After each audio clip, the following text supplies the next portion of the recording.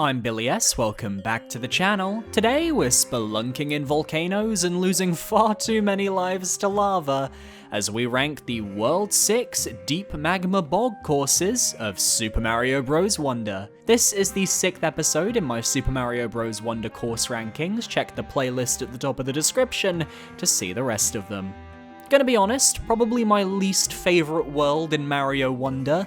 There's just something about late game fire platforming levels that doesn't mix well with me.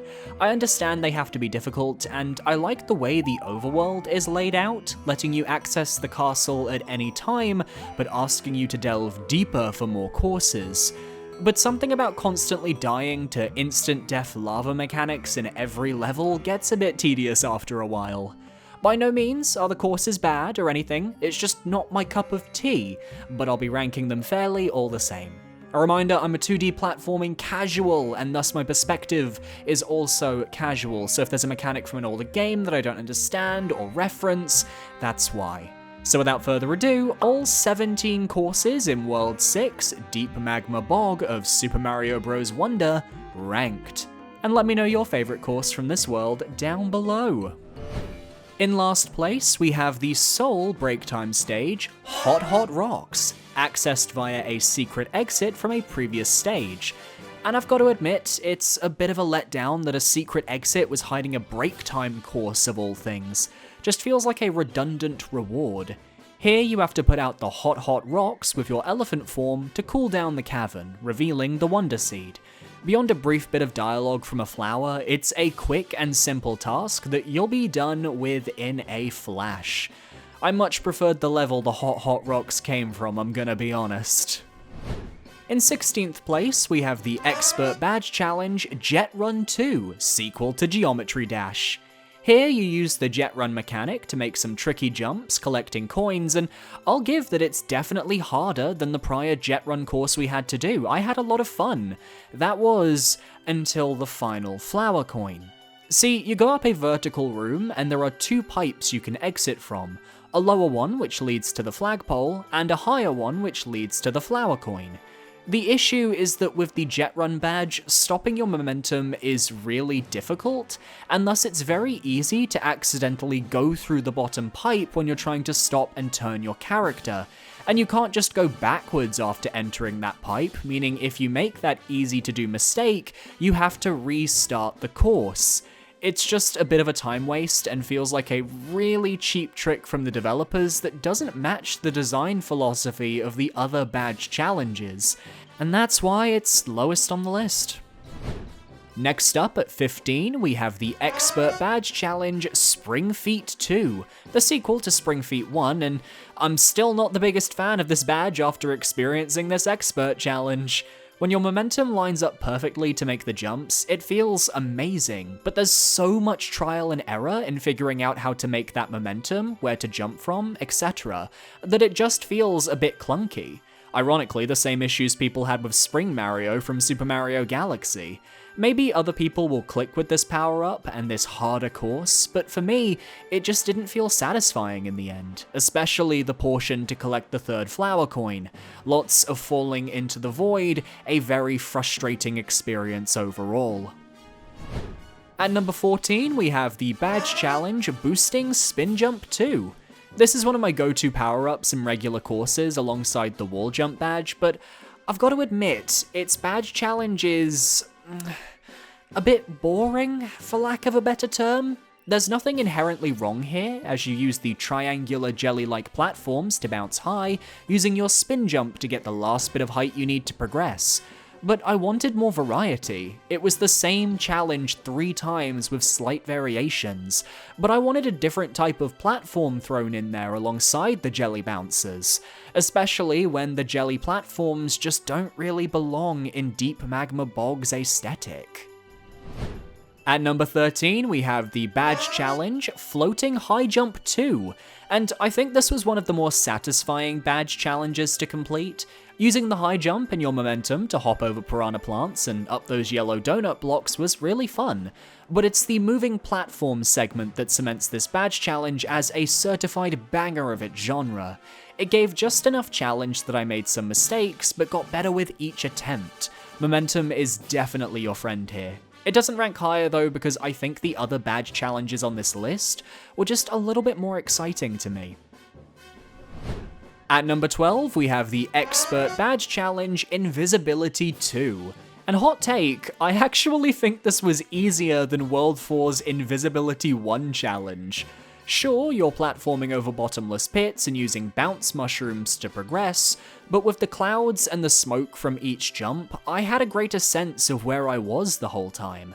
I think it's the best way to change up the invisibility formula, as the first challenge focused more on ground movement and the bull rushes, so while I found this easier, some of you out there might find the air movement harder. Designing a stage specifically for a power-up where you can't be seen is incredibly difficult, and I'm gonna give major props to the dev team for managing to, well, manage it. At number 11, our final Expert Badge Challenge, it's Grappling Vine 2. With this challenge, I have the Grappling Vine cemented as one of my favorite power-ups to play around with. Riding up conveyor belts, using the grapple at just the right time to progress while the flowers root for you as you go, it's really satisfying. I had online turned on for this stage, and seeing other players in the same situation as me was a really cool experience. After some of the tougher courses, it was just refreshing to face a challenge that wasn't too difficult and let me just have a brief moment of relaxation. This was my break time stage, and that's why it ranks above the rest for me. At number 10, we have the Search Party course, Item Park. Here you have to collect 5 flower coins to spawn in the Wonder Seed, and this time the puzzles are focused around utilizing the Elephant, Bubble, and Drill power-ups to collect each coin. As usual, I played this stage online to get the best experience, and found most of the puzzles pretty intuitive. Using the Elephant to smack the spiked ball into a breakable wall? Great. Anytime I had to use the drill to go across the ceiling is a good time. And bubbling the Cheep Cheeps was satisfying, though a little out of place. It was the flower coin where you have to drill into one of the moving platforms and into a secret room though that hung me up. Took me a while to find it, but once I obtained that token, I felt really good. Solid search party stage, well worth the price of admission, well done Mario Wonder. At number 9, the final non-standard course of the world, KO Arena Magma Flare-Up joins the party, and this was a solid KO Arena. I think I prefer World 5's overall, but this one had some solid enemy setups that made things pretty fun. From the popcorns you can decimate in about 10 seconds with the bubble power-up, to the munchers and their incessant appetite. My favourite room was actually the piranha plant room with the firework enemies, as you can carry them around to target the plants above, and it stayed on theme by including fire piranha plants. The last room with the flame spikes was the toughest for me to get the hang of, but once I had enough time and the right badge equipped, it went by in a flash. Really good showing, great focus on enemies from this world, deserving of a middle-of-the-pack spot. Viewer, you found me, I'm yours. And now that I've got your attention with a niche reference, I'm trying to reach 20,000 subscribers by summer of 2024, and you, yes you, can help. Look at how many of you aren't subscribed to the channel, so be sure to parry that subscribe button to stay up to date on all my latest rankings. Back to the video.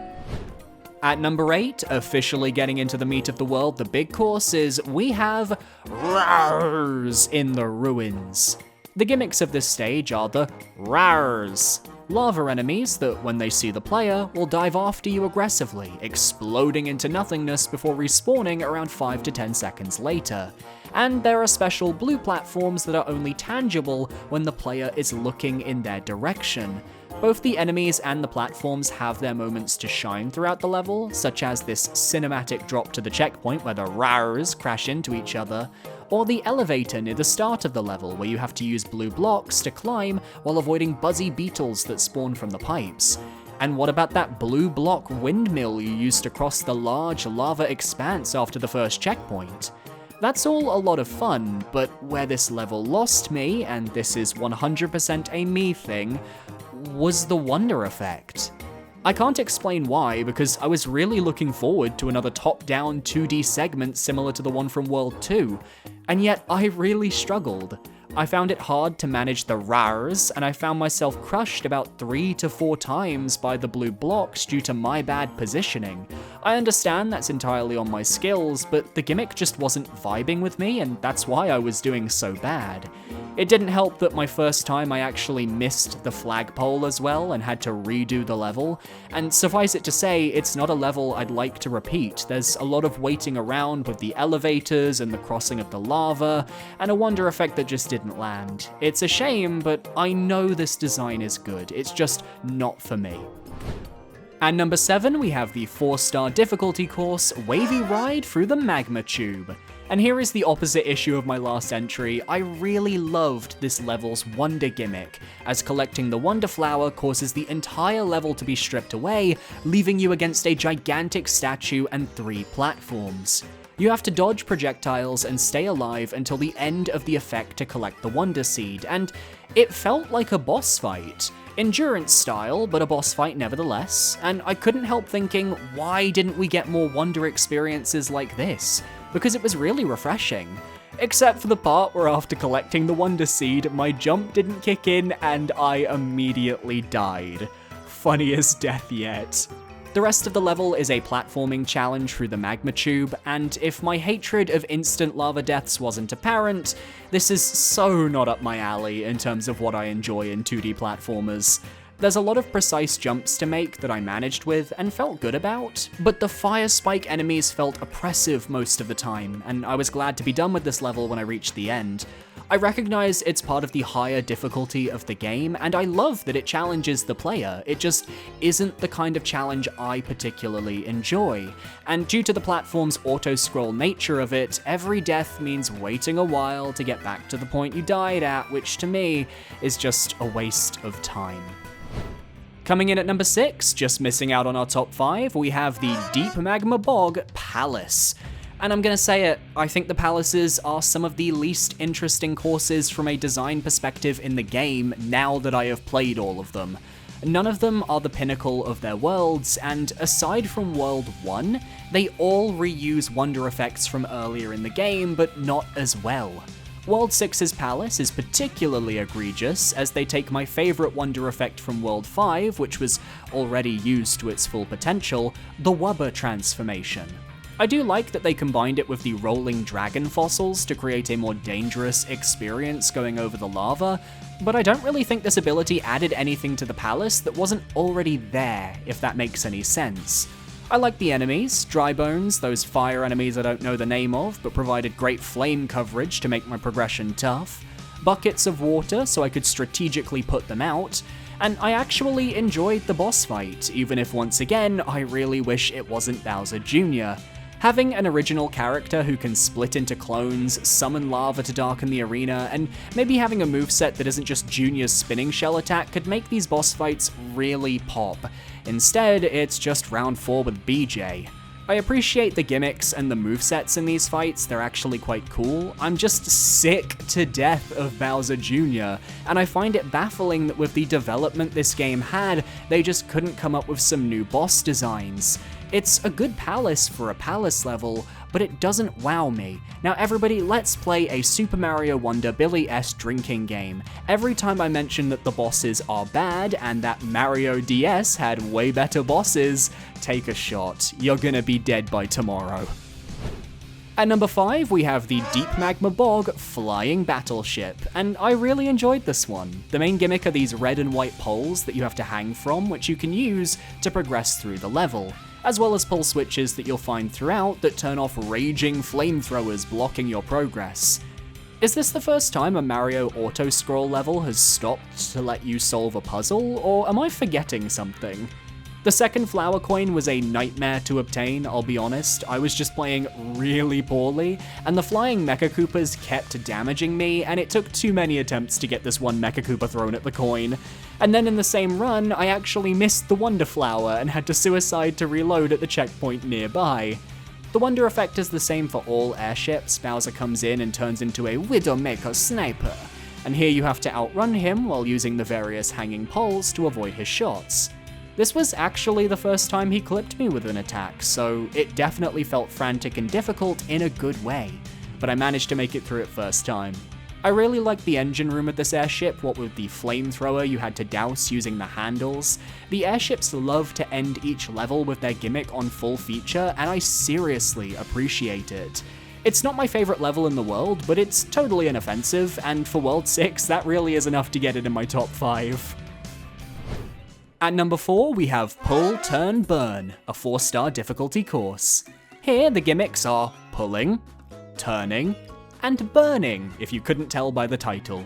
There are many switches you can pull which turn various obstacles that can and will burn you, said fiery obstacles being these circular flamethrowers. The first portion of the level is pretty standard stuff, good platforming, a tricky flower coin to obtain by bouncing off a buzzy beetle while a flower gives live commentary.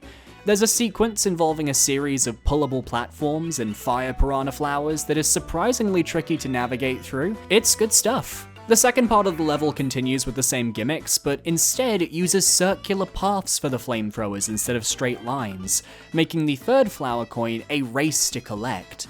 But the most memorable part of the level is the Wonder Effect, where after making a Goomba statue look correct, you're dropped into boiling hot lava and killed. Is what I would be saying in any other circumstance, but instead, you're given invincibility and told to explore an underground ruin using lava plumes to swim and navigate the darkness. I genuinely felt confused and a bit scared down here. It felt so wrong. Lava is death in Mario, and here I am in a cavern completely under the lava. It was claustrophobic, and this is a Mario game. Why am I thinking this? It stuck with me, even though it's not my favorite Wonder Effect. This level really goes in on its pulling chains mechanic, and does it really well. Aesthetically, it's not my vibe, but gameplay-wise, such a strong appearance and deserving of a high placement. Taking the bronze medal, we have Where the Roombas Rule, a level focused on these sentient rock enemies. The first portion of the level is what I mostly remember, utilizing the drill mechanic in fun ways to go from ceiling to floor, collecting flower coins and some such. This level also introduces those yellow stone pillars that can be pushed over, creating chain reactions. The main level itself is great, but I love that early on I was able to find a secret exit just before the first checkpoint if you drill into the ceiling. Do this, and you will reach said secret exit, but you can only get the tip of the flagpole if you wall jump off of this yellow pillar. Fail, and you have to reset the level if you want that tip.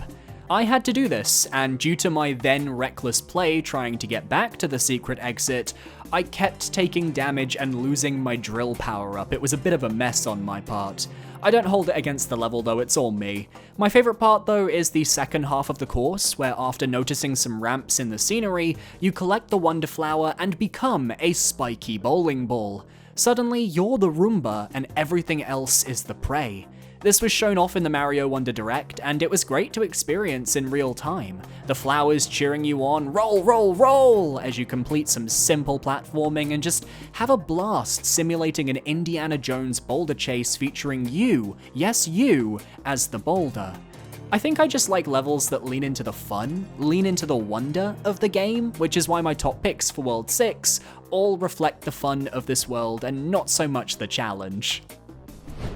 At number 2, our silver medal goes to the Dragon Boneyard. If there's a level that dives entirely into its gimmick, Dragon Boneyard goes full force. The focus are these circular fossilized dragons that you have to ride along and sometimes ride in to complete the level. The platform is center stage here, but because of the predictability of the rolling fossils, I found it much easier to get to grips with than some of the other courses in World 6. I especially liked that classic hidden secret to get the second flower coin by going over the top of the screen and into a hidden pipe. The second portion of the level has you ride inside a fossil through a lava-filled cavern, and it was perhaps my favorite part of regular gameplay. You were generally safe outside of when the gap in the fossil was wrapping around to get you, which let me get a bit of a breather in. But then there are the birds to make sure you don't get too comfortable. Birds and video games making players suffer since the dawn of time. The best moment hands down though comes when you collect the Wonder Flower and the dragon fossil beneath you comes to life. Like Pokemon resurrecting a fossil, so do you, and riding along this dragon over the flagpole and into the skies was breathtaking. There's something more fun about riding something that has a breathing energy to it, and the patterns of the dragon, they weren't a simple circle, it was just enjoying life again, diving into lava, making the player wonder when they'll need to jump, following it as it gets to live. Live, baby. Maybe I'm getting too deep, but like the flowers that saw the revival, I was shooketh, and it was a great payoff after having seen these dragon fossils throughout the World 6 levels. But my number one course is something a little bit simpler, but also just as satisfying. Snatching those tickets to DragCon, I mean the crown, I mean the gold medal for World 6. Someone pass the popcorn, it's hot, hot, hot. This is a very simple and fairly short course that features one of the simplest gimmicks known to mankind. Stone gets hot, things burn on hot stone, do not get burned. And yet it's so charming because not only does this level utilize the elephant power-up in a fantastic way by using its water-storing ability to allow you to permanently douse the various hot rocks, but the main regular enemies in this course are fucking popcorn. Just seeing this weird yellow creature walk towards me when I first loaded in, only for him to pop into popcorn, blew my mind. It's such a subtle design, yet absolutely genius.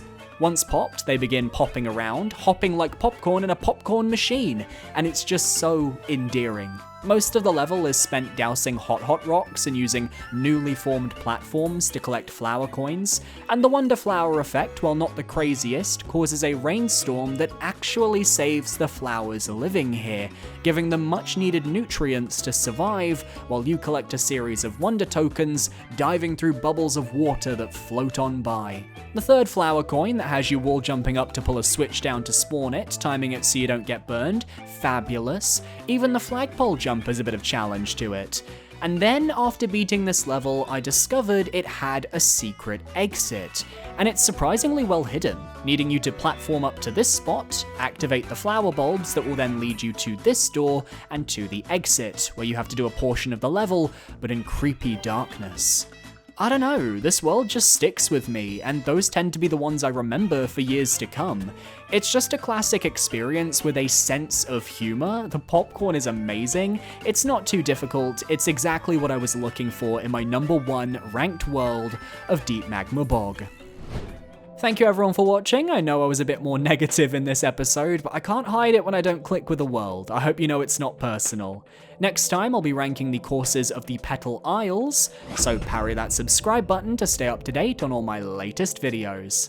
My socials are on screen now, feel free to follow where you feel comfortable. I recommend my Twitter, my Discord, my Blue Sky, all very good options. A massive shout out to my patrons over on Patreon for supporting me for another month. Thank you so much, you guys are amazing. And I will see you guys in the next one. Adios.